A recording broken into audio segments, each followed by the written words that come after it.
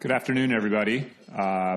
Thank you all for coming to our office here in DC, and thank you all for all those that are dialed in on the webinar. Appreciate everyone coming, and I think we have a great presentation for you all today. We'll be talking about post-award noncompliance disclosures and audit resolutions. My name is Dismas, or Diz Locaria. I'm a partner in Venable's Government Contracts and Grants Group. I spend a lot of time working with nonprofits, state and local governments, handling all sorts of funding issues that they face, one of which, of course, is dealing with audits and disclosure issues with the federal government, and that's the focus of today's topic. Joining me today, though, to my left here is Andrea Wilson from BDO. She's a partner there. And on my far left is Bree Jefferson from PACT. And let me give each of them an opportunity to explain who they are. So thank you all, and thank you, Diz and Venable, for having me today. It is a pleasure to be here.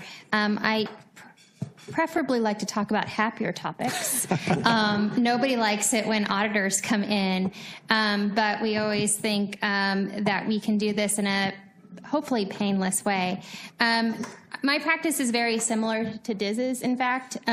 So we work with a lot of organizations that receive some or part of their funding from the federal government, and we try to help you, work hopefully in harmony with the federal government. And if you don't, we sort of are your muscles. Bree. Well, thank you, guys. I am the Vice President of Business Operation at PAC, and we are an organization that works in 30 countries around the world, and we work up and down the value chain of nonprofit. My group actually consists of business development, pricing, and grants and contracts, and risk management.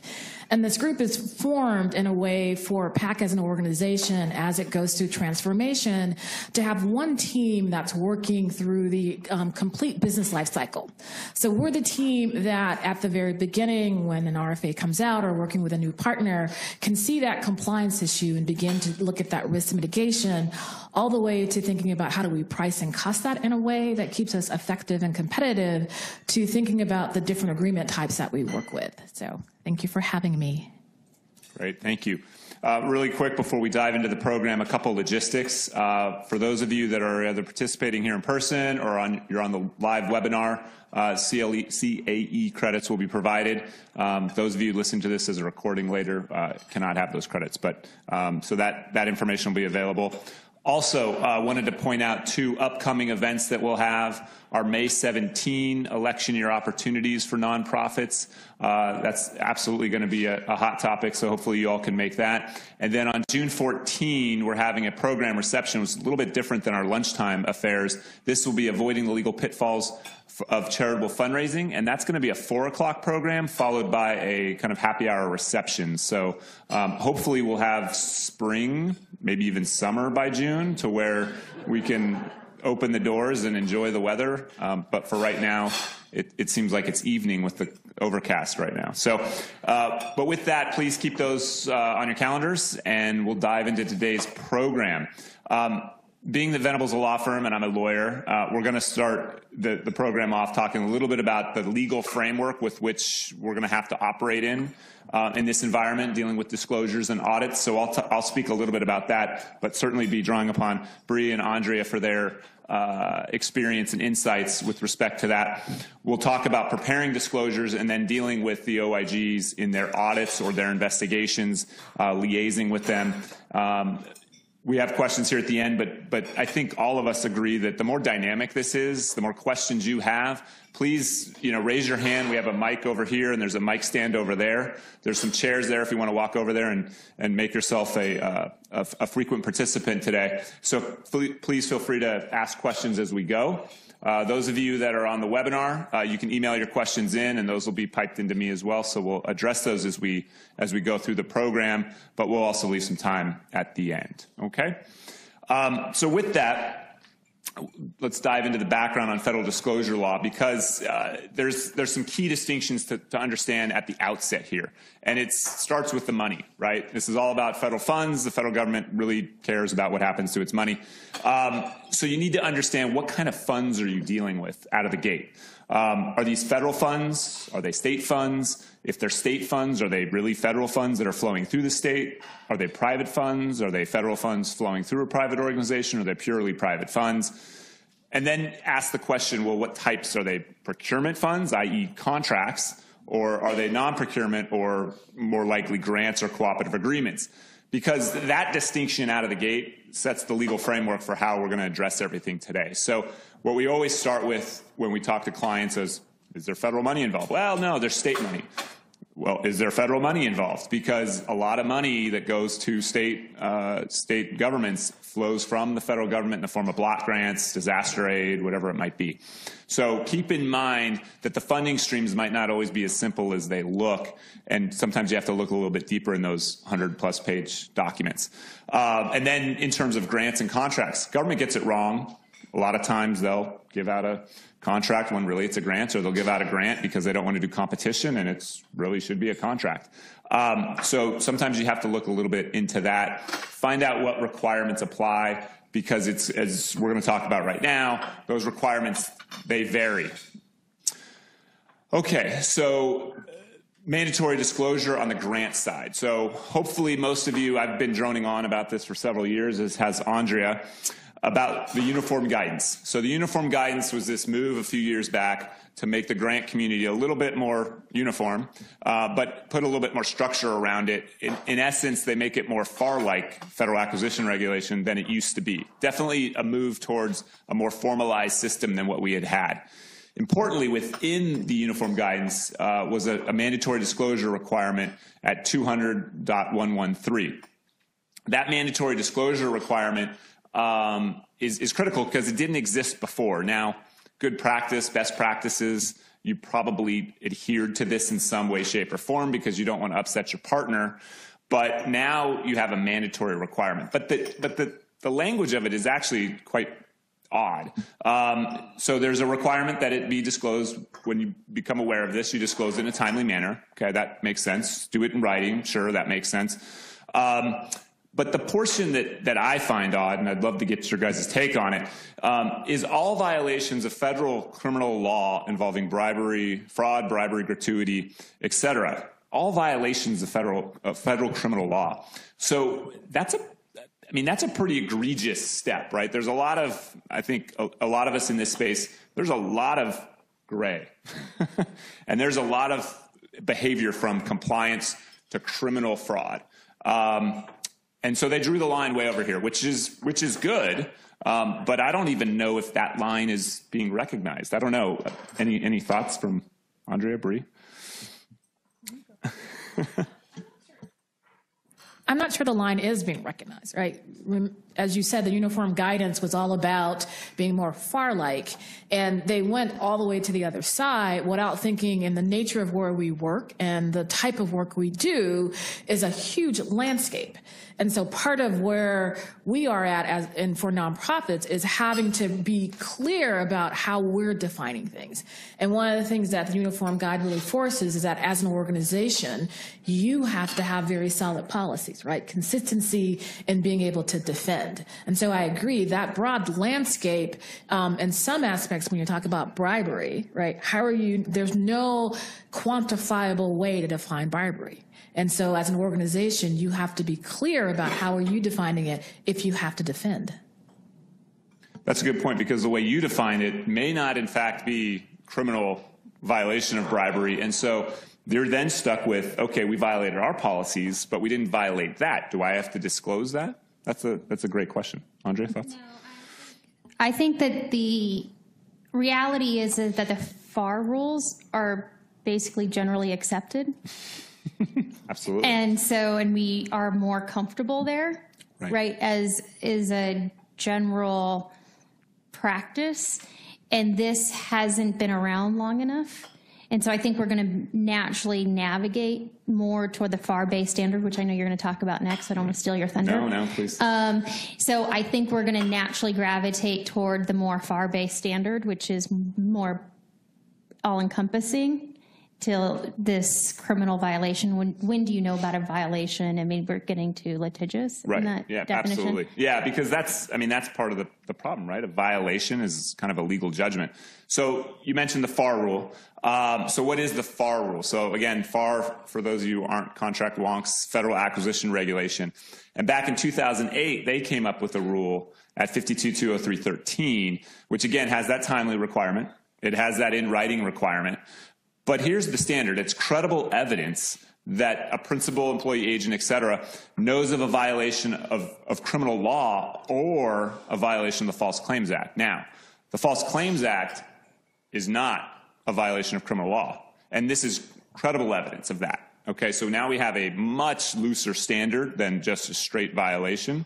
So we're at credible evidence, and we now encompass civil fraud. And for those of you, and we'll talk a little bit about what constitutes the False Claims Act, but for those of you that follow, there's a year and a half ago, there was a pretty notable case in the Supreme Court called Escobar that helped the bar a little bit because it essentially said that not all contract violations are tantamount to fraud. It has to be material. Well, that's kind of helpful because what's material to you and what's material to me and what's material over here can vary widely. So what we've done now is we have that standard over here with the grants. You have this standard here with the FAR, but you're dealing with grant dollars. What do you guys think in terms of which one are we following? I'm going to have full disclosure and say it's actually going to depend on your agreement or contracting officer. And that's the world that we live in, right? Because the idea of credible evidence is kind of the first rule, your first pass. And that agreement officer that you're having a conversation with, and even that OIG officer, their definition of that is really going to be the first rule. And one of the things I think we're all seeing is the OIGs, the regional OIGs in the last year, they're pressing a little bit more on which rule do you follow and what constitutes credible evidence. Mm-hmm. And so I think it's the thing I think we all have learned in this profession is know your client. Absolutely. I think that's great advice. Yeah, I tend to agree. If you had a material false claim and you didn't notify your agency, I think the agency would have an issue with you. Right? Absolutely. I mean, I just don't think that if you were falling on 113 as your defense, I would not advise my clients of that. Yeah, no. Just generally speaking. I agree because you have the IG, you have the agency, but then you also, if those guys aren't happy, they kick it up to suspension debarment, who says, well, are you guys really reputable? Exactly. And then you get to this point, too, where you're kind of going into the criminal because then you're willful disregard. And then I just think that's a catch-22. Then you're kind of in a catch-22. I mean, that's your kettle of fish, but I think that's your on absolutely a very slippery footing at some point because you're withholding information where you knew, and that becomes a lot closer to criminal than you were yeah. on a what might be material, immaterial issue. Yeah. Right. I mean, that's, and that's what we're going to talk a lot about today is how do you assess these? How do you draw these lines around things? How do you take on maybe some risk? Because what we constantly do with clients is when they raise issues, there's the most kind-hearted or best intended person will say, well, do we really have to kind of stick our head out of the sand here? Are we going to get our heads lopped off? I think of those whack-a-mole type things. Do you really want to be the gopher that sticks your head up and get pounded? And so there's always that, right before you make a disclosure, do we really need to do this? But it's knowing your customer and what are you going to do if they find out about it? How comfortable or strong do you feel about your defense with that? Yeah. And I work with a lot of federal agencies. My practice doesn't just work with USAID, but a lot of them. And in most cases, the agencies with whom I work with say if we don't hear disclosures, if we don't see organizations that raise their hands, they see that as a sign of not having good internal controls. So people think that if I raise my hand, it's going to get chopped off. Most of the time, I always say there's more art than science in a good disclosure, and you are very skilled at it. And that's not just because I'm sitting next to you and you can hit me. But there is a way that you write that disclosure so that it does not demonstrate a lack of internal controls. But you want to disclose it because you say, hey, we found this, we caught this is an ordinary part of our operations, an ordinary part of our internal controls. We're so sorry, we're going to pay you back. Case is closed, not a big deal. Things happen. Just because somebody stole something from Target doesn't mean that Target didn't have a security camera and little things when they check out, right? That doesn't mean that Target isn't a good store, right? So things happen in every business. So we have to think of our organizations and our businesses just the same way, right? It doesn't mean that they don't have a shrinkage on their P&L. Right. Right? And so we have to always just accept things as well, and we have to also disclose that. No, I think that's absolutely right. And, keeping in mind the fact the government does not expect perfection. In fact, when they don't hear from people, to your point exactly, they wonder, are they, I mean, they're all over the world. They're in these hot spots. How come I'm not hearing something? They actually grow potentially more skeptical. So, having an active dialogue with your agency, maybe not with the OIG, but certainly I have clients that also have active dialogue with suspension debarment officials because they have these constant issues that pop up. And it's how you handle it.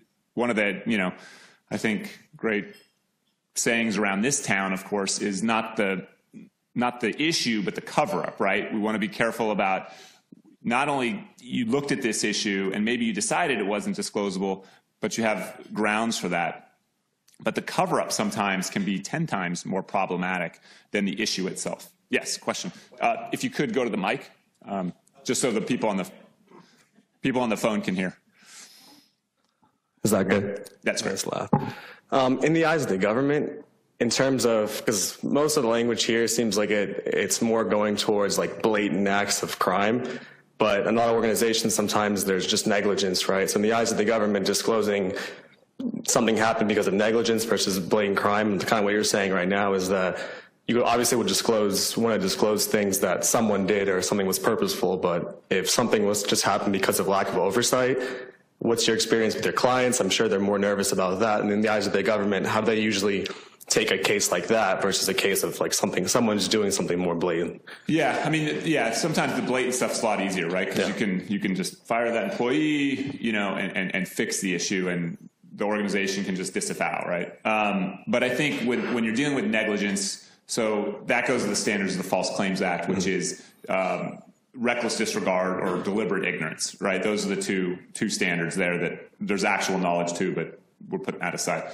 So reckless disregard, what is that? Well, that's a lawyer's term, of course. And it means something more than negligence, right? But again, that's going to be in the eye of the beholder. And, I know we've sat on these panels with the OIG and disagree over whether, dotting your I's and crossing your T's is negligence or reckless disregard. And so you've got to have a little bit of a feel for that, right? The False Claims Act makes specific references that administrative mistakes are not tantamount to fraud. So if it is a clear administrative mistake, I would just say, go talk to your grants official. Now, if it's gone on for a decade and people maybe did know but kind of didn't really deal with it, then that gets closer to reckless disregard or deliberate ignorance, right? Because now you don't have controls in place to catch those mistakes, and you've got people that maybe have knowledge. So then you've got a little bit bigger issue. At the end of the day, I personally think it's always better to be open and transparent with your partner, with your federal partner, because if they find it in an audit and eventually everyone gets audited, understand those auditors, their job is to find problems. Like, they don't do a good job unless they find something. So let them find the little mistakes. Don't let them find the tiger by the tail. So keep in mind, there's a new link that comes to this, and it's the way CPARs are being handled. How many people have had their CPARs re-rated recently? And so that re-rating of the CPARs, of how your contract is doing, links directly to this. It now holds the contracting official more accountable than they ever have been for financial management, cost compliance, and performance management. So if you're not having this conversation of where you think maybe I have some risk on this project, maybe there are some internal controls that are weaker than we anticipate, and your contracting officer does not know that, and they rate you in your CPARs, and this comes out, your rating will drop. The federal government is moving to what they're calling preferred partners. And your CPARs, remember they've been talking about this for 5 years, this is the first year they have to have 100% compliance, will affect that. And so there are a lot of connectors that really in this kind of moving into this environment of looking at how we manage, how we're working with due diligence, and how we're mitigating risk, there are connectors that go along with that. That's a great point. Okay, so one thing I do want to point out about the mandatory disclosure rule on the FAR side, but I think we've all agreed that something like that is what you're going to apply on the grant side. This concept of credible evidence. There's specific guidance out there that says the idea of credible evidence is also give folks an opportunity to investigate and to look into it, right? Just because you get a report from the field that someone's overcharging time doesn't mean you just forward that email to the OIG and have them come in and do it. You have all the, not all the time in the world, but you have all the expectation that you're going to look into it. And, you know, we do a lot of this where we'll look into things for clients and figure out, you know what, it was a misunderstanding that someone in the field thought there was a policy of X, Y, and Z, and that actually wasn't the case. So that does happen from time to time where people don't, you know, they're trying to do their job and they're trying to do their job well, and they just get it wrong in the field, and that's okay. And sometimes it's a matter of just educating your workforce and no disclosure is necessary. But that time, the time that you're given to look into it, I think is critical. So let's talk a little bit about what you do during that time. So here's a slide we'll just have in the deck to kind of compare the two rules. We talked a little bit about that already.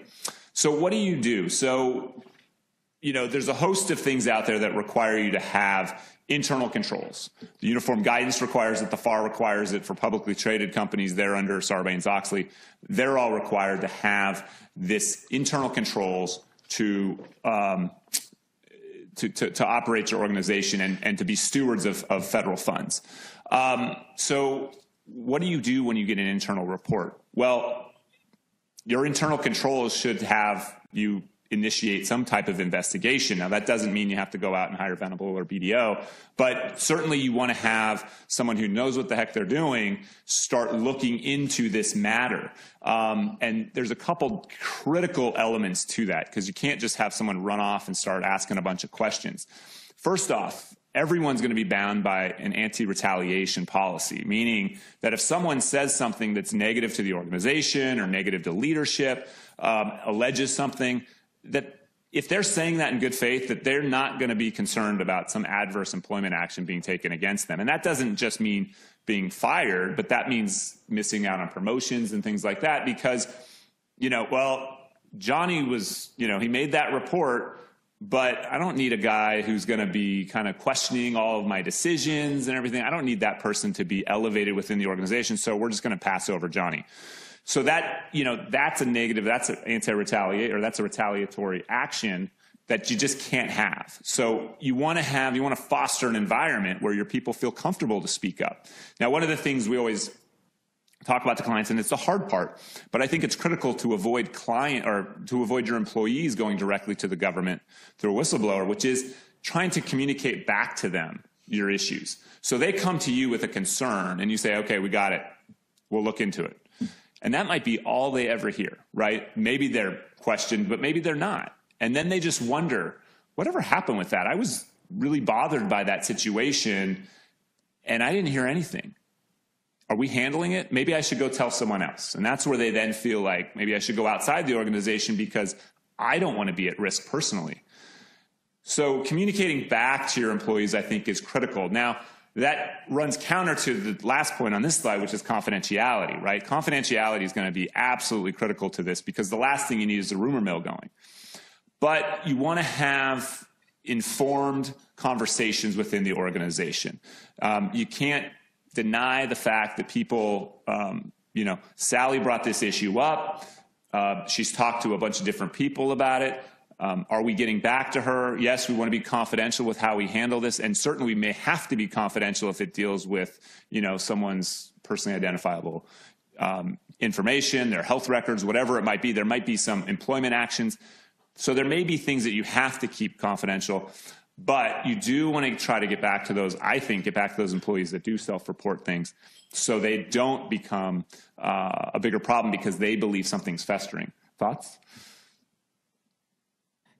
Yeah, I really want to stress the communication part of it. In our organization, we have a step-down communication now. And that step-down communication is really all about if there's information, and particularly maybe in this arena, we want to make sure people feel informed enough that, as Diz said, that the organization is managing this, that there's a process in place that they have to come to. So remember, all of us often are officers or handling a level of stewardship for the organization. And so that concern of non-information can cause someone to feel like the organization is not being a good steward.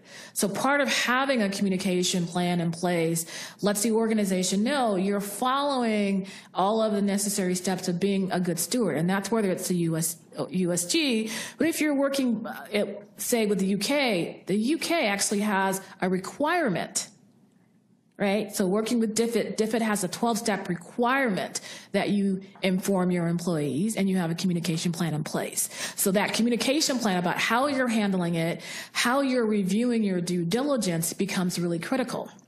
And if you've ever been involved in an OIG investigation, or working with the USAID compliance office, those are questions they will actually come to you and ask. What was the level of communication that you had in the organization? How did you flow down that communication? And did employees feel informed enough that they could make a decision whether to whistleblow or not? So in reality, you could be in a situation where you would be asked those questions. Yeah, the only thing I will add is that having worked on a number of these, it's really important that everyone who's involved in the investigation be completely understand everybody's role and handling all information in a very coordinated way. So everybody knows who's entitled to what information is shared and with whom. And how that information is shared and is very consistent because it's very sensitive in its nature. There's typically information that cannot be shared. And so that we're very coordinated and everything is very centralized. And so because it's obviously, it's people's jobs and lives that are impacted by what's going on. It's funding that is impacted, that we're very coordinated and sophisticated in our approach, that we treat everything with the utmost of sensitivity. So I just always say I keep my teams that are working on these things. You don't share, you don't say a single word. You treat everything like, it is your sister's top secret. Right, absolutely. And don't jump to conclusions, right? You go right. Everything like you've never heard a word, right? You just kind of go to everything like you have a clear brain. No, that's perfect because it leads us kind of to our next kind of list of considerations. So, you get a report. Now, how are you handling it? Again, and we'll talk a little bit about who handles it. But, one of the first things that you need to think about is, okay, whatever the allegation is, has it stopped, right? Can we stop the bleeding if there is in fact bleeding? So you need to assess enough to whether there's bleeding. And sometimes that takes a while. Sometimes it takes a while to unwind some of these things. But one of the critical things that the OIG is going to ask, your federal partner is going to ask is, okay, when did you know and when did you address it? And if it takes a while, you better have a good reason why, other than, well, we had other priorities. That's not going to be a good reason. You know, if it takes a while to address it because you had to investigate and understand the issue in order to stop the bleeding, that's one thing. But if it's because, well, it was end of fiscal year and we got a lot of bids we wanted to get done, and so we kind of put it off for another 6, and then it fell through the cracks, and then someone left. So 2 years later, we're here. Look, those are good clients for me because it's a lot of problems, but, you know, that's not what you want to do. So first is to look at the conduct and try to stop the bleeding. Second is, okay, the person or people who are going to be reviewing this, do they have conflicts of interest, right? If it's a violation of a certain policy or department, should that department be looking into that issue? They own the policy, I get it, but are they really the best one to be monitoring compliance with that policy? Any thoughts on that? Yeah, we worked on a matter that was extremely complicated and complex with the international organization, not Greece. I will say that. And it was exactly that, that it was sort of a worldwide problem. And I think it hits sort of every point that you were hitting upon, where we had to develop sort of a remediation plan. And you have to be, not only did we have to sort of first stop the bleed, but in developing that remediation plan, it had, in order for the agency, frankly, not to suspend this organization, was develop a remediation plan that was practical, right? It was an overhaul of this entire organization. It was a large one. And I could say, okay, everything's going to change, but this was a very large train. And if I'm going to say everything's going to change, they knew that that would be not possible in 6 weeks, 8 weeks, 6 months in, 30 different countries or 50 different countries. So we had to develop a plan of action that everybody could buy into in a reasonable amount of time. And it was realistically 18 months where that could possibly happen. And even then, that was probably aggressive. And how are we going to attack the change management along the way? How are we going to attack the policies, procedures, the systems, everything along the way? Just putting policies behind it wasn't going to change anything. That's just paper. So, I think having that really specific plan of attack when you come into these problems and then working with the agency was really critical. I'd say one of the things that also have in the front of your mind, the back of your mind, the left and the right, is how much do you value your reputation? If you do not do these things, you are in fact demonetizing your organization. And what I mean by that is we often think, there's an investigation going on, there's so much going on, I can't think straight, this is scary. But what I try to do is help particularly executive leadership remember our reputation is 50% of how we get funded. People recognizing who you are, what you do, and what they feel about the impact that you have. Not doing these things minimizes that. And that devaluation of your reputation is a long game because reputation takes a while to build. So keep that in mind when you think about, do I have enough time? This seems too vast. This seems too scary. The more you wait and the less you don't kind of follow this kind of step down, you're demonetizing your organization's reputation. That's a great point. We did have a question come in asking, it kind of relates back to some of the other slides, but does the credible evidence standard apply to U.S. grants, U.S. government grants? I think what we talked about was it doesn't specifically. That's typically that's a FAR provision. But I think in practice, at least the three of us and probably many of you, I'm seeing heads nod, probably recognize that it's probably a best practice, to kind of apply that standard because the violation standard is so extreme to kind of hold the line at that level.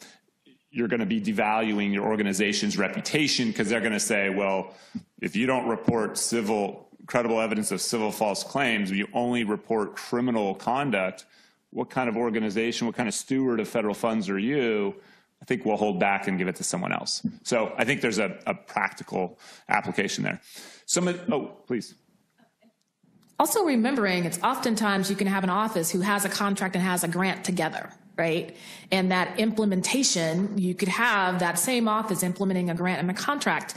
And what the client often will see is, how are you making that distinction? And has that bled to a grant? So that best practice is why you see in this industry a lot of people just saying, take that mindset. Don't let that doubt come into your arena. That's a great point. Some of the other considerations, privilege, and I'm not just saying because I'm an attorney, but it is one of the benefits of using an attorney. Certainly there's lots of organizations with in-house counsel, and you can have privilege attached, obviously, to in-house counsel. But the benefits of privilege do give you some options down the road.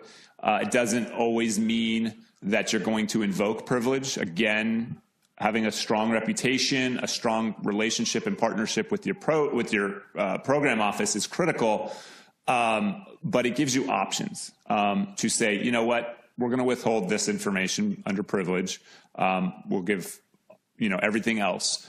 Sometimes you say, you know what, privilege be damned, here you go, because we value you, or because, we know it's not that bad, whatever the reason might be, but it gives you options. And then also, working with a firm like BDO, often we bring them under our privilege, and that protects the work product that they provide because they're using that to advise us. And so you can maintain privilege and confidentiality that way.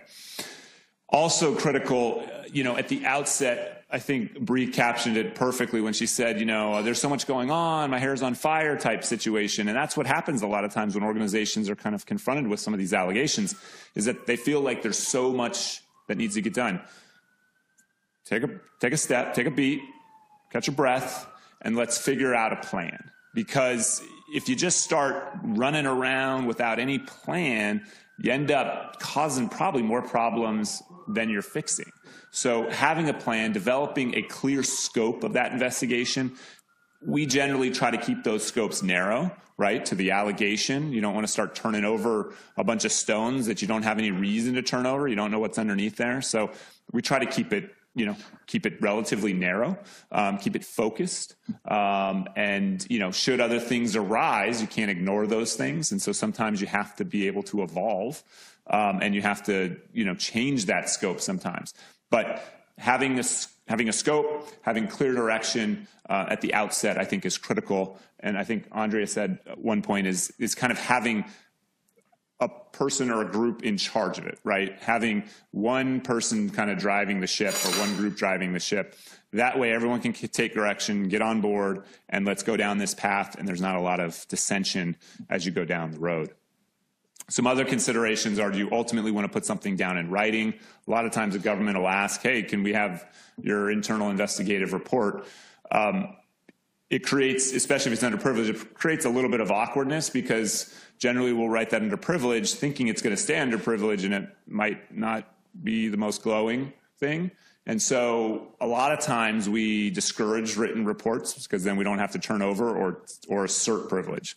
So that's one thing to keep in mind. Sometimes you don't have a choice if you need to take adverse actions. Sometimes you have to paper the record, so sometimes you'll have to put down a report. Generally, we consider our reports to be our disclosures. Did you write a report? Yeah, you have it. That's the report. That's what we found. So we usually try to keep that in the mix. Any thoughts on written reports? Okay. Some other best practices, I think we've hit on a few of these. Having a clear and objective owner of the investigation, making sure that owner is free of conflicts, and by that, they don't have a skin in the game in terms of how this turns out. You want them to be free so they can look at it objectively. Clearly defined scope with an investigative plan. However, you can't be wedded to that plan. If things change, you got to be able to pivot with it, right? You don't want to be so tunnel vision that you're kind of seeing forest for the trees, because what'll happen, you turn that disclosure over and the government will say, they read these things and they'll say, well, what about that? And, what about this thing you kind of alluded to over here? Did you look into that? No, we didn't look into that. Oh, so how thorough was that investigation? And then your credibility's shot right there. So then they say, don't worry, we'll come in and we'll take a look at it. Great, because now you've got them digging through things and turning over rocks, and they don't really have that same kind of narrow mindset. So you got to be able to kind of pivot as things progress. You want to stop misconduct at any step along the way that you can. Preservation of documents is also critical, and one of the things that sometimes can get lost in the shuffle is emails. You have, a regularly deleting email system. Every 90 days, maybe people's emails are deleted, and here you are digging into something, and great, we'll get an investigation, and you get out there, and then you find out, wow, there's really no documents. We don't have any communication about this because they all went up with our email. So having preservation, sometimes that can be an issue because organizations don't know how to turn that stuff off. So, you want to make sure your IT people are up to speed or they have support so they can do that. There's this concept called upjohn warnings. Just for those of you who don't know what those are, it's something that we attorneys generally give when we do interviews. It's important for people to know, all of your employees to know when we're interviewing them. We say that we're lawyers, and that may put them at ease. It may not put them at ease, but they need to understand that we're not their lawyer. We're a lawyer. When we're brought in, we're a lawyer brought in for the organization, and we represent the organization, right? So we don't owe them the same obligations that we would owe the organization. In other words, when they tell us something in confidence, we can't keep that in confidence. That's something we have to share with the organization. We have a responsibility. The privilege that attaches to our meetings, that's the organization's privilege, not that individual's privilege. So they don't get to decide if Sally Sue did something wrong and she says, no, you can't tell the government that. I might go to jail. So, sorry, we represent XYZ organization. They're the ones that decide whether or not we tell them, not you. Now, you can go get a lawyer. And so there's these upjohn warnings essentially protect us and protect the organization because we inform your employees that we're not a lawyer for you. If you want your own lawyer, you're certainly free to go get one. That way, they can't later assert that they were misled and they had, they were interviewed under false pretenses. So that's a critical factor to what we do. And then, obviously, we talked about anti-retaliation, confidentiality, and then at the end of the day, I think no disclosure is really a good disclosure unless you talk about how you're going to fix the problem, right, or how you have fixed the problem. That's great that you identified this problem. Awesome. Now, what are you doing about it? Oh, we didn't get that far. Now, that's an incomplete disclosure in my mind and a bad first step with the government because they're happy that you came to them, but they want to make certain that, you as an organization are a good steward going forward, and you want to definitely spend a lot of time telling them about all the good things you're doing. Question. Yeah, I think you just hit on the question I had there about corrective measures, because you said that the report ought to be concise. The disclosure, basically a disclosure is your report. So when you talk about corrective measures, in order to get to those corrective measures, you needed to do a lot more work to understand what were some of the root causes and talk about some things that might not be the best, some more information might come up.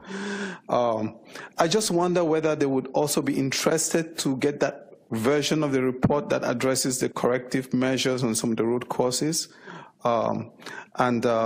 If you give a very concise report, would they wonder whether you did a comprehensive job, or right. is that something you leave in the scope of work?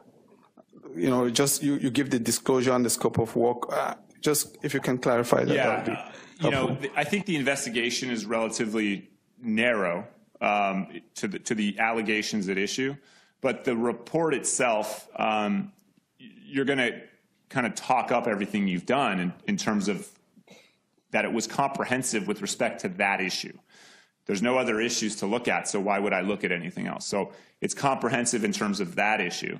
And then it's also comprehensive, and typically my disclosures, there's about a third where we talk about the bad act or the allegation, And then 2/3 of it's about everything else, all the good things we're doing to make sure that and anything even remotely related to it would never happen or should never, is designed not to happen again, knowing that, mistakes do happen. But I spend a lot more time talking about all the good things the organization had been doing and is doing now and is planning on doing. That way you can show that you had present responsibility, even though that occurred, and all the way through. Just in case the OIG says, I don't buy it, and they send it to suspension debarment, you're already peppering the record with all the good things you've always done and are continuing to do. So you guys, comments or thoughts? Sure. One of the things is to keep in mind, particularly for the Debarment Act section of USAID, present responsibility is the test. And present responsibility is the continuum of your entire portfolio. And so the way that I try to tell people to think about this is an opportunity for you to look at any gaps that you might have in your due diligence program. It gives you an opportunity to look at your risk. But present responsibility flows through the entire life cycle. And so for the U.S. government and DFID and the UN have a very similar mindset is, yes, you've identified the problem. They want to know, what have you done correctively? How have you looked at those gaps? And to be able to say the expectation is that this will not become a reoccurring problem. So it's oftentimes easy for people to look at this and say, I have a problem, I've got to fix this problem. Yes, some other things came up, but we're really going to focus on this problem. Present responsibility is a key thing to look at. That's the test, right? God forbid any of us get to where we're working on debarment, but if you are in a situation where you are USAID or even DFID is thinking about debarment, because keep in mind, DFID and USAID have a bilateral, so they look at these things together, present responsibility will be the test that they ask. How present were you in managing these funds? How present was your management in ensuring risk? How present are you in ensuring the impact? So present responsibility is a key factor here. And that's why we want to make sure when we write these disclosures that we can sort of tighten it around this was an isolated incident and that it wasn't a gap in your internal controls. It did not demonstrate a lack of integrity on the part of management. That's a big one. So we want to tighten this up. We want to make sure that we're sort of narrowing the focus here. If we can say it was just one bad actor, then that's one thing. How did our internal controls work around that one isolated incident or bad actor? How did we catch the person? And how our internal controls now strengthened around this incident to ensure that it never will occur again. So those are kind of the things that we look to do to sort of focus on this present responsibility. There's a checklist, in fact. And so we kind of write the disclosure around those things because we obviously have that in mind because we do not want it to get referred over to the SDO. We have another question came in on the chat. How do you advise companies to handle the disclosure of reports by internal auditors that may contain factual findings connected with your investigation? So this actually brings up a couple points. First of all, no question, business has to continue during an investigation. However, if you think that your internal auditors are going to start migrating into the area of investigation, you want that to be identified, right? Because the last thing you need is another party involved in the investigation, something happening where they somehow taint the investigation, or conclusions that are drawn based upon either not all the facts or that are going to be drawn differently than your investigation. So that's something you want to coordinate from the outset. When you have your internal auditors coming in and you have an investigation going on, you want to try to separate those. And I think, and Andre, I'll ask for your comment on it, but my experience has been that most of the auditors, they'll be understanding that this is kind of cordoned off issue for right now, but also bet your bottom dollar that they're going to say, okay, so now that we've cordoned it off and you guys looked at it, for us to finish our audit, so can you tell us anything about that? What are your thoughts? Yeah, I think it depends if, like, within most organizations, how they're structured, right? If internal audit within an organization is responsible for investigations or not, it kind of depends on the resources, whether or not there's a general counsel's office, whether there's not. So I kind of see it working in different organizations in different ways, right? Just very frankly, depending sometimes on just who is in that function and whether or not they have the requisite skill set to do it. Sometimes it's person driven, not always organization function driven. I see Liz smiling in the back. She's an internal auditor. And so I just frankly, that's how I see it functionally working. And because of that, I don't always see like there being always a best practice, because I see it working in a lot of organizations in different ways. I always like it to work underprivileged because of what we see so often. You're not always just investigating the one thing. Other things come up that you want to maintain that privilege. So I personally always think either in-house counsel or external counsel is the best option. But that's because you think you're pulling one string and then it frays. Bree, what's your perspective from the inside? I'm going to say it's critical to have privilege, and I'm going to tell you why. Privilege gives you headspace.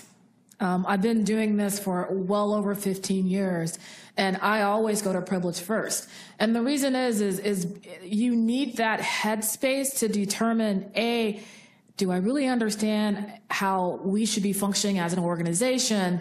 You often have that voice saying, you might want to pull off your internal auditors right now because you've got A, B, C, and D to do.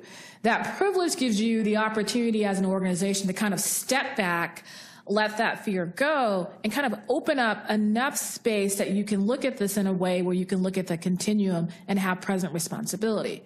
I've seen organizations who felt like we can do this on our own. We know we've got this handled, and they have 15 people that are working and running on this. And what's happened is then they have 15,000 problems that they have to disclose. And so whether you have in-house counsel or whether you're seeking out counsel, I really recommend you start with privilege to get that headspace to say, what are we doing? What's the scope of this? Who's really responsible in the organization, and what are we trying to contain, and what are we going to learn from that containment? That's great. We have a third question, actually, that's going to bring us into the next point of discussion. Can you talk more about minor compliance issues that a grantee may fail to comply with? So that actually gets us into the discussion a little bit of what is a false claim, because that's kind of the broad standard. Credible evidence of a false claim is really the standard that we recommend clients follow. And so you had your investigation, you collected all this information, and so the question is it something that's disclosable? Well, did it meet the credible evidence threshold or the violation threshold, whichever one you're applying? I think it's clear by now that we would apply the credible evidence. And then does it fall into these buckets? So there's some enumerated buckets, right? Was it bribery? Was it kickbacks, embezzlement, collusion?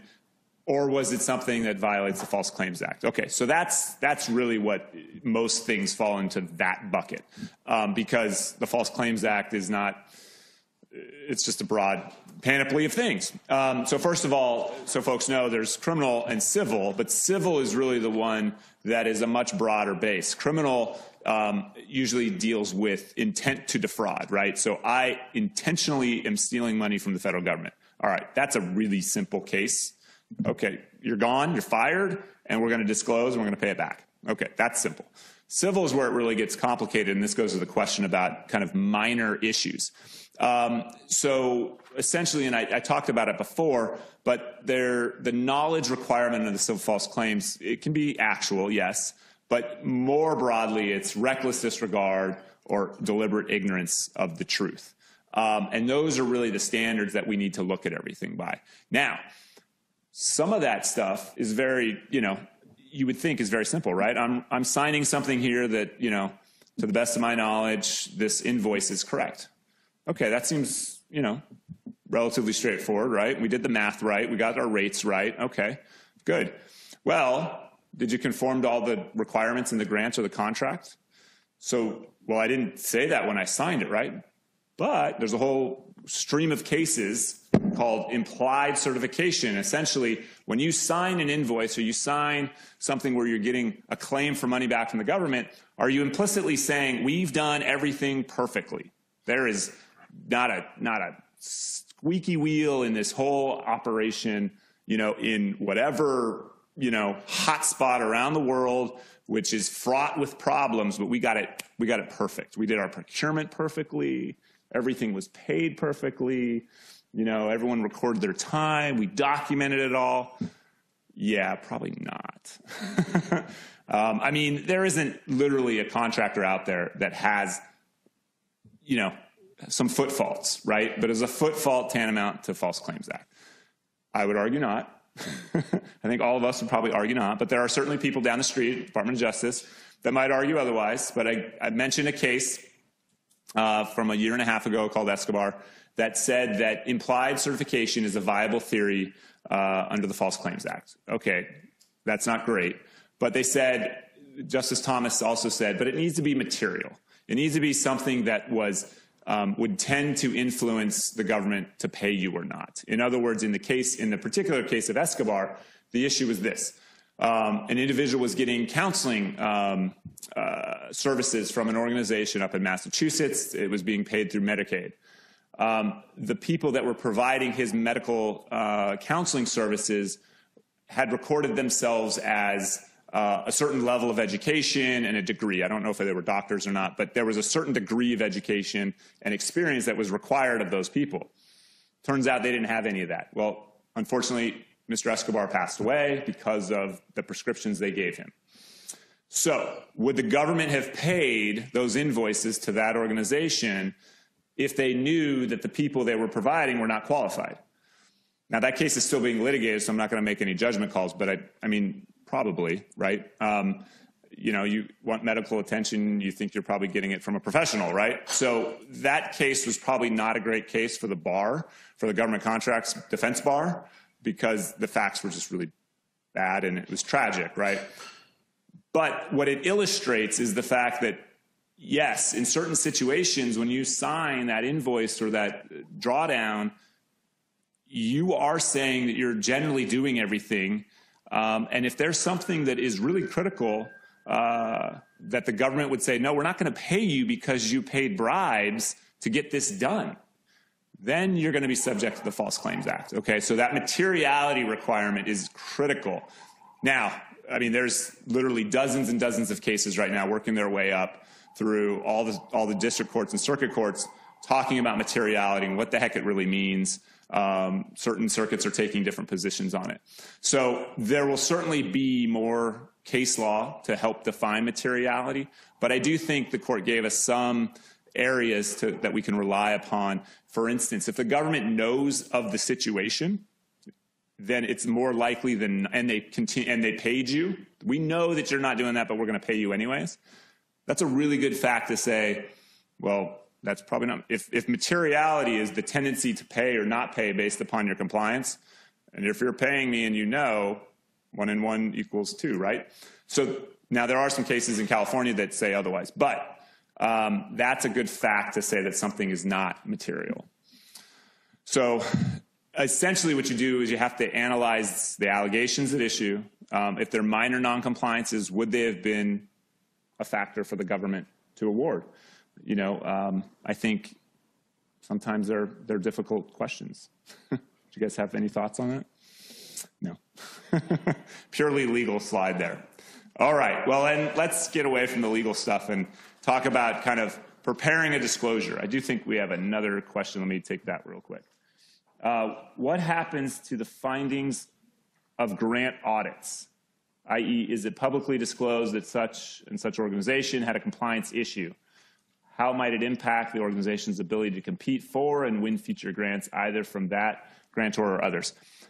Our disclosures are not generally public. We put disclaimers on there to keep those free from FOIA, and so they're not. Now, I know A133 single award audits are going to have a different standard. Andre, do you want to comment on that? Yeah, so with the uniform guidance that was published at the end of 2014, that required that all audits in their totality, in their full report, are now open under the Harvester website. So it's not actually the single audit database. It's just the Harvester link, sorry. And so now the full audit is up for public disclosure. It's your full A133 report. So if you have any findings, those will be up as well. So that is full disclosure. Yeah. Typically, as well, are OIG reports. So if you have an OIG audit, that will be online with the agency as well. That does usually include management's response. So when you get the report, it'll say draft. That's because they're waiting for your response. Okay, so then in terms of disclosures, we talked a little bit about the anatomy of a disclosure. Usually you write comprehensively about the issues that you've explored, trying to keep it focused to that single issue, but broadly about all the extraordinary and amazing things that your organization does to prevent that and future things from happening. So we talked a little bit about that. I think, in this initial kickoff is my well, first of all, sometimes I do what's called a two-step disclosure. Sometimes because there's this timeliness requirement and it's taking you a long time to really get your arms around it, we'll send like a one-page letter saying, OIG, we've been alerted to some kind of issue. We're looking into it. We'll be back in touch. We try to be very kind of vague and broad and high level. And we usually only do it if we are relatively certain there's going to be a disclosable issue.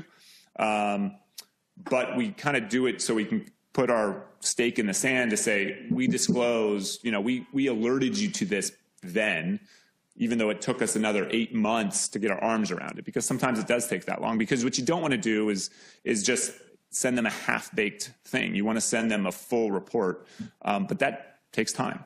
So sometimes we do that two-step. We do that real quick one-pager, then followed by the more fulsome disclosure where we, spend a good amount of time. And there's always, some issues here. How much detail do you want to provide? Understand if it's a significant issue, they're probably going to ask. So, holding back that detail may undercut your credibility. It may also signal to them that maybe we should come in and do it ourselves. So you have to kind of weigh those risk rewards. You want this to be relatively fulsome without a lot of follow-up questions so they don't come back. They read it, all right, you took corrective action, we're good, and they just put it on a shelf because you know what, they get hundreds of these. So you don't want yours to be the one that's got a bunch of loose ends and a bunch of open issues and a bunch of questions. You want to kind of give them a package with a nice bow on it and then just let them have it and put it to the side. Yeah, the only thing I'll add is that you want to make them feel like your investigation, the work that you did, was full and complete, that you answered every question that they would ordinarily ask, and that you reached the same conclusion that they would have done. You've basically done the work for them, and you've reached an adequate conclusion. So that's the artfulness in a well-done disclosure. But we've essentially led them to a conclusion that we've actually wanted them to reach. So that's where the art comes in. We have a follow-up question to one of our earlier ones. Again, on the credible evidence, the issue is that we may report suspicions to an OIG, which is less stringent standard than credible evidence. Should NGOs not report suspicions of fraud and wait until they have credible evidence? Yeah, I think you should wait until because the suspicion is really loose. I mean, that's someone just saying, hey, we don't think this is done right. I mean, and then it's a half-baked idea, and then you're just inviting them to come look at it. So I think you take the time, sometimes take the expense, and look at the issue to determine whether there is, in fact, an issue to disclose. And, again, having a fulsome package to where they don't feel like there's a bunch of loose ends and they don't have confidence in what you've done. thoughts? You know, the way you can think about it is there's an expectation that you are investigating the suspicion, right?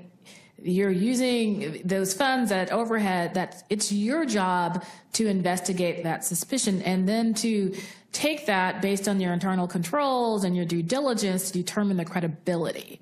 So by the time they get that credibility, there is an expectation that you've done some level of work. I've seen organizations that, you know, they bombard their AOR with suspicions. I've in turn heard that AOR go, well, what the heck is going on? And they then, over coffee with an OIG friend, say, oh my God, I've gotten 12 suspicion complaints, and guess who's knocking at your door? So your job is to investigate that suspicion and determine credibility. You want to make sure you're showing you have the capable internal controls that for every suspicion that comes in, you've got the internal controls to do that internal investigation. Another question came in. What language should you put in a disclosure to provide maximum confidentiality and, of course, ensuring disclosure is not subject to FOIA? So essentially, on the FOIA issue, I mean, we just put a footer on it that says, you know, it's business confidential information subject to exemption B4 under FOIA. And if the agency does their job right and someone FOIAs that, you should get an opportunity to argue why that shouldn't be disclosed. In terms of other maximum confidentiality, the government is the government, and they can send that thing around the government however much they want. Caution, if you're making a disclosure to Congress for some reason, they're not subject to FOIA, so, you know, all bets are off. Okay, just to keep, question. Just a quick question about, I think it's such a delicate balance because you just mentioned that you want the government to feel like you did the job almost as if you were them, and then on the other hand you're saying you want to be concise. So I think it's a bit difficult to convince in the most concise way. So, but a quick question about suspicion. So if you're going to do a suspicion, if a suspicion comes up and you're not going to report it, but you're going to do investigations until you get credible evidence. Is that like going to be an internal, something you document in your internal manual or something like that to say that this is our process anyway? Is that a way to show that you are not trying to hide something that was just a suspicion then ended up being really bad?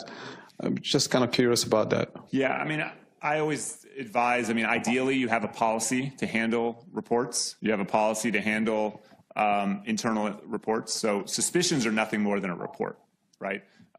So your policy is that they get directed to, this department or this individual, and then they look into it, and then they make the judgment call of whether to report or not. And that department obviously has the resources or decision-making authority to bring in outside counsel or an accounting firm or whatever it takes to really get their arms around it. Yeah, it should be part of your overall compliance and ethics framework, right? And how do you deal with certain matters, right? And frankly, different matters should be handled differently, right? Is it something that is more in an HR bucket, or is it more of a financial? And it should be addressed by people with requisite skill sets. And how do you investigate things that are more in that human resource or more financial? And how do all of these suspicions, that's why I personally always think it should go to somebody in legal or whatnot and then filter down. We would say there's pillars here, and how does that ensure that somebody with the requisite skill sets investigate and communicate appropriately? Because somebody then has to then communicate and determine a remediation step. Not everything is in the same pillar, if you will, right? Conflicts of interest have to be handled differently. Things that are human resources are different, financial different. We all take different skill sets. So that's why you should have a compliance and ethics framework at the very top of your organization that really articulates this entire policy, as well as a number of other things, right? How do you deal with your regulatory frameworks, for example, and so on and so forth? I can give you an example quickly how we do it. I sit on our ethical committee. And so we use ethical advocates. Things come in through a hotline or they come through mail. And so my job is to triage, is to determine the level of risk and what level of risk that is in that department and who do I need to bring in. And then we have a service level agreement regarding the timeline.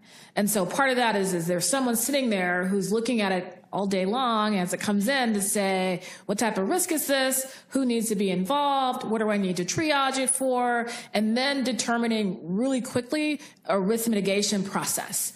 And so remember, we have a requirement that our beneficiaries and our employees have a way to report.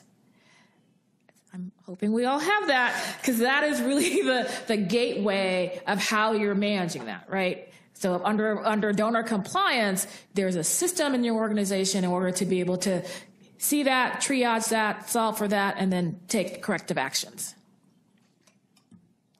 I think we've kind of talked over a little bit about the anatomy of a disclosure. There's some more materials in the slides, but I don't want to get bogged down, and I know want to be mindful of the time. So a little bit on federal OIG audits. So the first part of this was kind of talking about when you're self-disclosing an issue, but now you're talking about a situation where the OIG is coming to you as part of an audit, maybe in response to a disclosure, maybe just because you've had your name drawn out of the hat. So lucky you. So anyways, their authority is under the Inspector General Act of 1978. I think the one main takeaway that I want folks to recognize with OIGs that they don't often recognize is that they can ask you for lots of stuff, but they can't actually compel you to put people in front of them. They can't compel you for witnesses. They can ask for documents, but they can't say, I have to speak to so-and-so.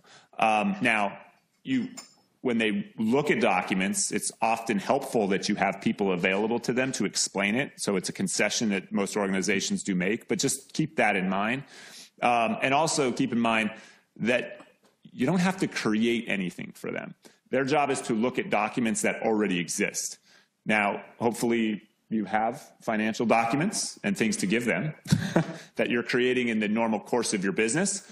But if they ask you, well, I need a summary of those 50,000 transactions by tomorrow. Yeah, no thanks. Here's those 50,000 transactions, and here's all the supporting materials, and et cetera, et cetera. But I don't have to create something for you to hang me with.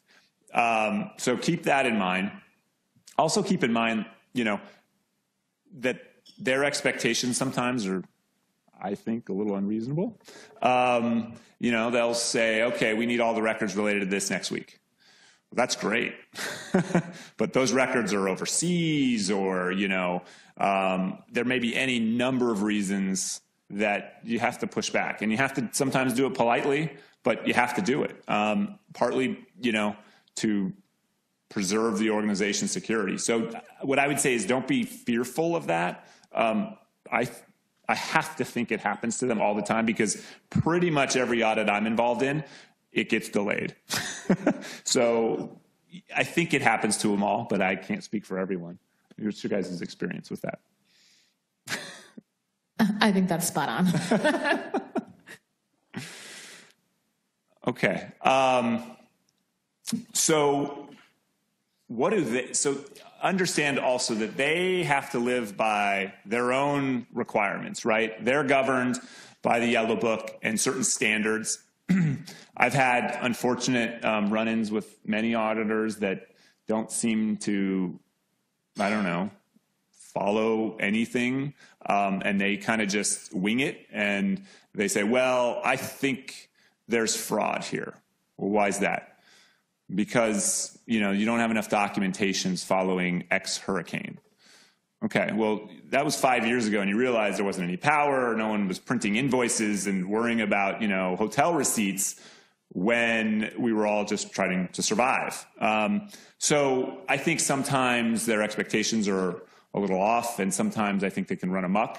So we try to move them back to their standards sometimes. So keep that in mind. I don't know, any thoughts on handling an OIG? Yeah, I think a lot of people think that you should paper them, and I disagree with that. Okay. I do firmly, because I think people say, oh, just shove a bunch of paper their way. I think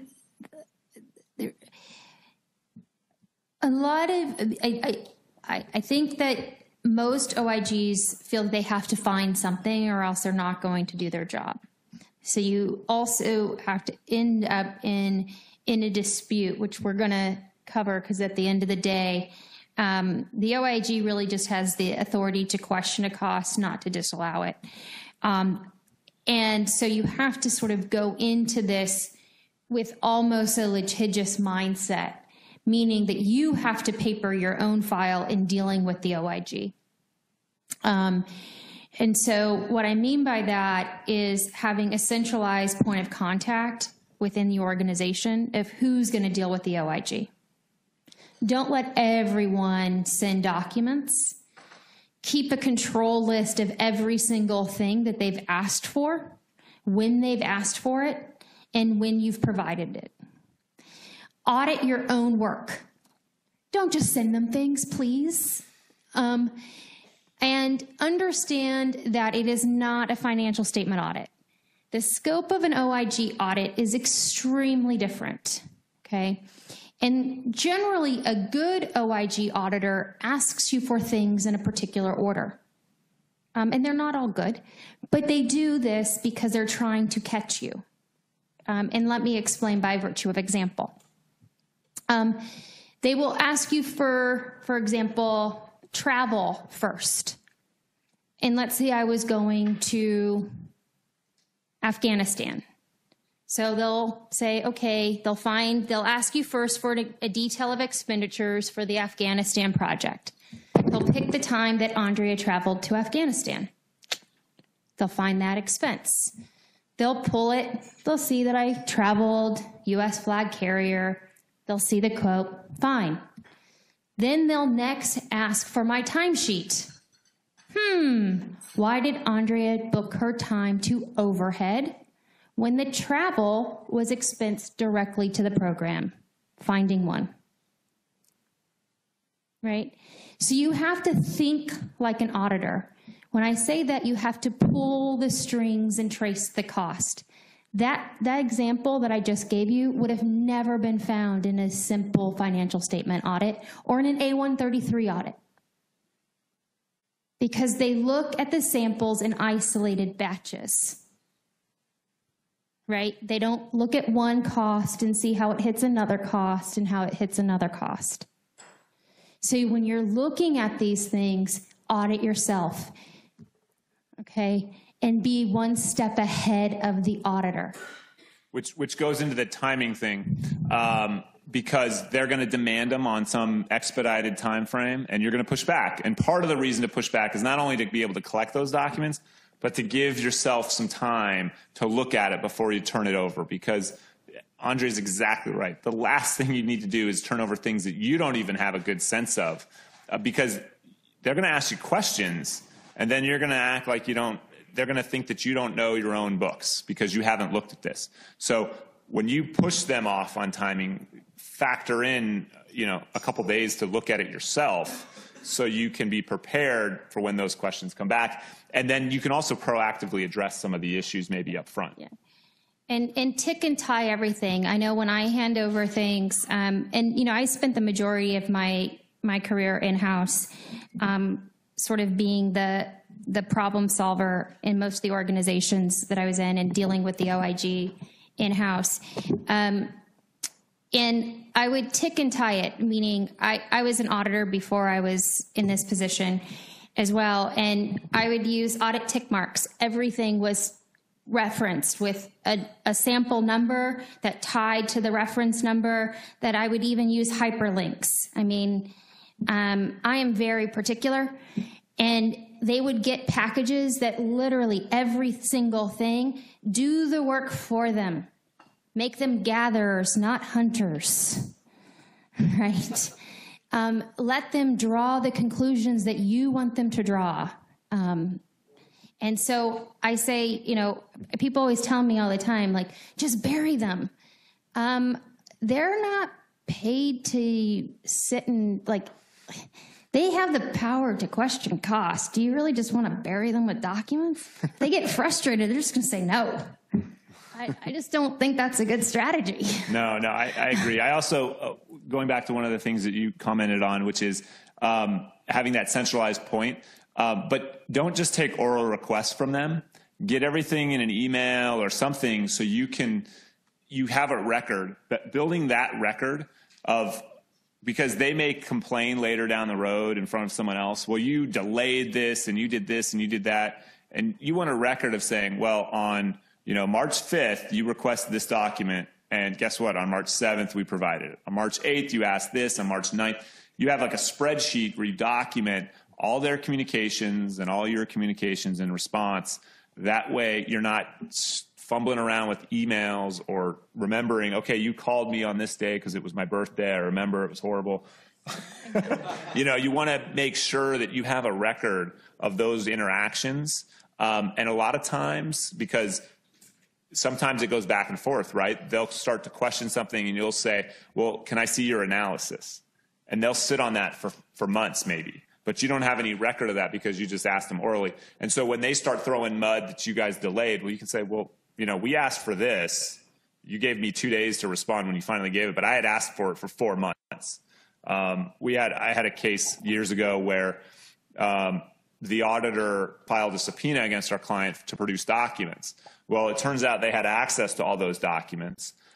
They just didn't know it because they didn't read an email that our client sent them giving them access to a Dropbox. And all the while, we thought they had all these documents.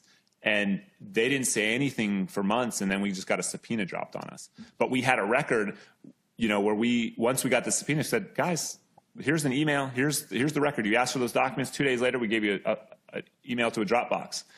And they were pretty quiet after that, fortunately, because we were able to show them that, okay, you went to all this trouble with this subpoena, you already had it. So. Yeah, and when you go through this, there's chances are not everything is going to be pristine. And so, you'll see on the slide where we say, be creative, and there's very few times in life where you'll hear an accountant say, be creative. It's not something that you'll hear us say. But, a lot of times auditors will disallow 100% of a cost instead of determine if something's not perfect, right? Procurement, you didn't compete it, so 100% of it is disallowed. Well, that's ridiculous. You can determine that the government got value, and so after the fact, we can determine, hey, if I would have competed it, I can get 3 bids after the fact. Did the government actually pay too much or not, and then look at that. So we paper the file after it, and we openly disclose that. We're not doing anything that's false, and we say, look, and then we voluntarily perhaps disallow anything, the difference. We can do this in any country, back, historically, and whatnot. We have a lot of tools in our toolbox, but we say, let's go ahead and pre-audit ourselves. Don't just give them problems, give them solutions, because that helps you in the long run. Yeah, Andrea, just a question to clarify on that specific topic about when you said edit your documents before you give them to an auditor.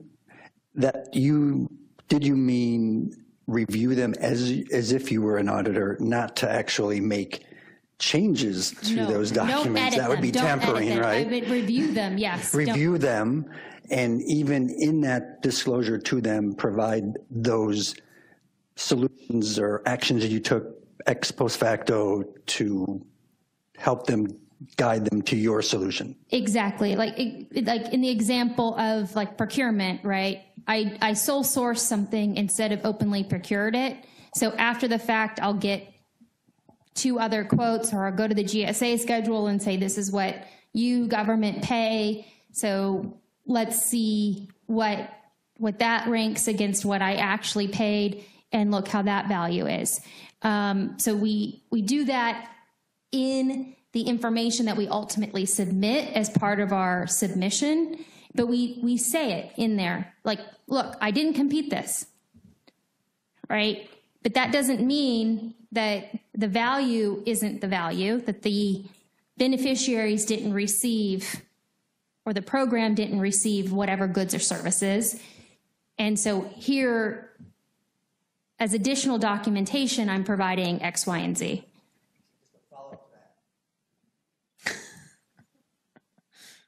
So that's a strategy to provide them, whereas what might be other strategies might say, have your answer ready in case they find it,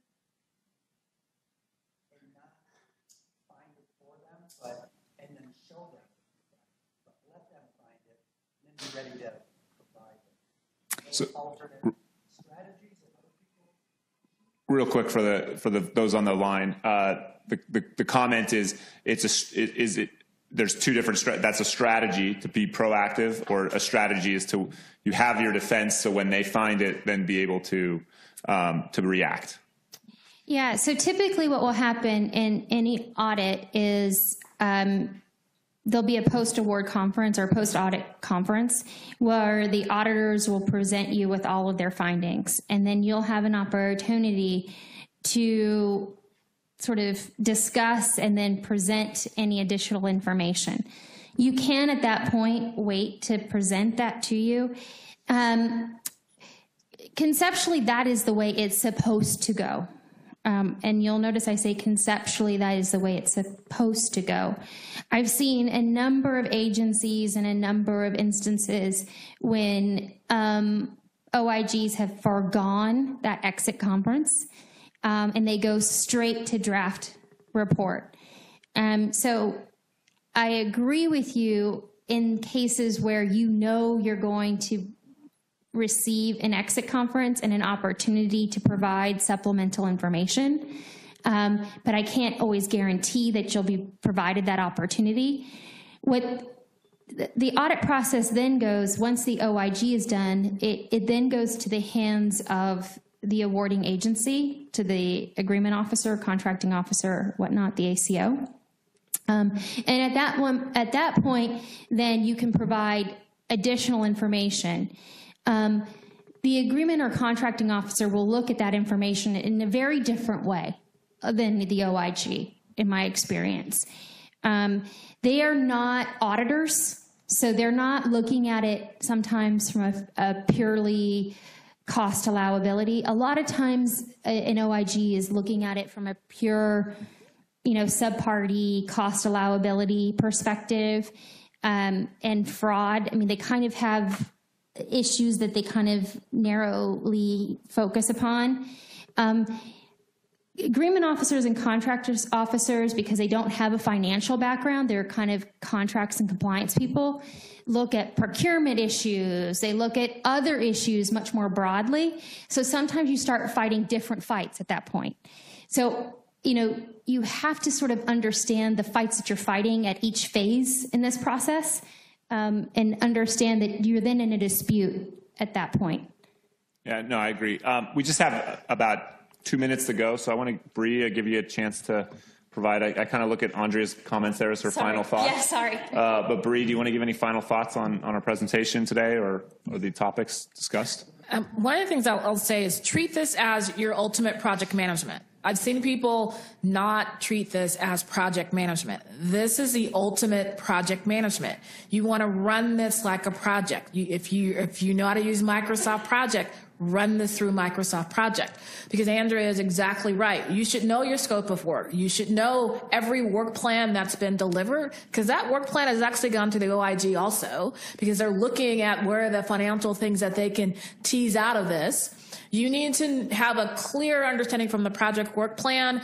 Who did I talk to? When did I talk to? What was due? Did I deliver it? What caused a delay? And then your review, that also becomes your own internal review, right? That work plan will say, these are all the gaps that we need to talk about. Either we have them closed, we already have them mitigated, and we want to tell that story, or we need to have a mitigation plan, and we need to tell that story, we have a mitigation plan. But it's a mistake not to treat this as the ultimate project and run this through a project plan. When you run it through a project plan, speaking from experience, it saves you from it going to the agency, because you can now begin talking and having that lens of, I'm working with OIG, I know what they're looking for. In my project plan, I'm going to have all the steps to do my internal review, and we're going to have a process in place to be ready for it. I also want to really stress having a point of contact that is confident, understands the rules and regulations and the legal compliance. I've seen organizations have a point of contact who is so afraid that they have multiple conversations about what's going on. Your point of contact has to be someone that has clear donor compliance, understands the accounting aspects of your organization, and can confidently drive this project. I want to thank both my co-panelists today for a great presentation. Thank you all for coming, and hope to see you next month.